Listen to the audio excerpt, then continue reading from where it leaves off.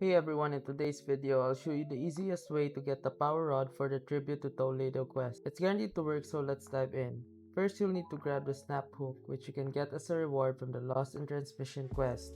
If you need help with that, I've linked a guide in the description below. You can also find the snap hook from the Harvester event, but the quest method is the most reliable. Once you've got the snap hook, all you need to do is recycle it and you'll get the power rod, which is what you need for the tribute quest. Don't sell or toss that snap hook or you'll regret it later. If you're looking for more power rods, head to the power generation complex. Check the map for the location right by the metal bridge. Once you're in, go right and enter the first door on the right.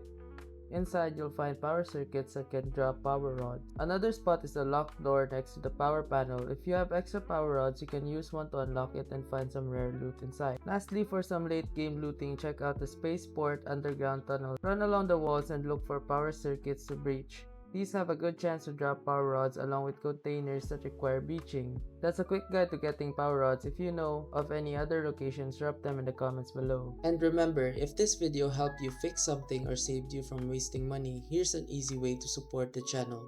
You'll find an Amazon link in the description. Bookmark it and use it whenever you shop. Whether you're buying tech or everyday essentials, a small portion of what you already spend helps support the work here at no extra cost to you. And trust me, Amazon won't even notice.